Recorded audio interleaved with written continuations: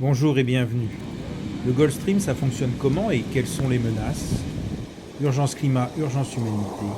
Vous en dites plus. Eh Mathilde, tu trouves pas que le temps est idéal sur la côte atlantique pour faire un petit plongeon? Tu veux rire?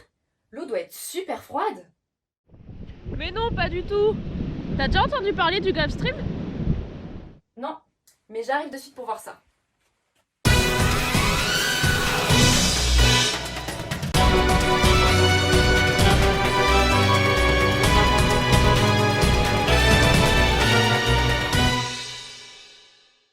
Le Gulf Stream est un courant océanique transportant de l'eau chaude. L'eau ainsi transportée se dilue dans l'océan Atlantique et c'est ce qui vient réchauffer nos côtes ici en France et également en Espagne. Il s'est formé il y a 4,1 millions d'années, durant le Pilocène, suite à la fermeture de l'isthme du Panama. Mais dis-moi Mathilde, il n'est pas tout jeune ce courant?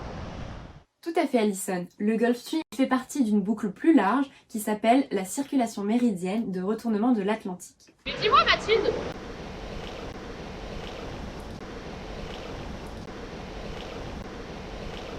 C'est très simple. Au départ, on a des eaux chaudes qui se situent en surface et qui vont se déplacer jusque dans l'Antarctique, où elles vont se refroidir et devenir suffisamment salées pour pouvoir plonger dans les profondeurs. Elles vont alors retourner vers le sud. Mais laisse-moi t'expliquer cela avec une petite expérience. L'eau chaude colorée, qui se trouve en surface, est attirée par la glace comme par un aimant. Puis lorsque cette eau atteint la glace, elle coule vers le fond. L'explication est simple. Quand l'eau se refroidit, elle devient plus dense. Mais cette densité dépend aussi de la salinité de l'eau. Plus elle est salée, plus elle est dense. le Gulf Stream, c'est donc une boucle qui réchauffe certaines côtes de l'Europe grâce à un équilibre fin entre température et salinité. Cela permet de répartir la chaleur à la surface du globe. C'est donc un important régulateur du climat. Et c'est l'un des acteurs qui nous permet ici, dans le sud-ouest, d'avoir un climat aussi doux.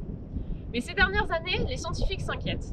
Certains pensent que le Gulf Stream est voué à disparaître et que les conséquences sur le climat seront très importantes.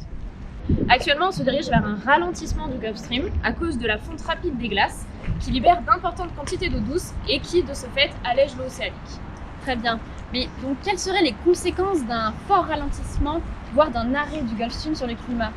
On peut craindre une perte de 1 à 2 degrés en Europe de l'Ouest.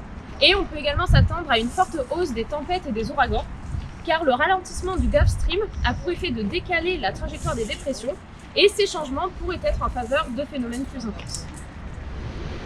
Il faut dire que le plus difficile pour nous, les humains, sera de s'adapter. En attendant, avant que le Gulf Stream disparaisse, je vais en profiter.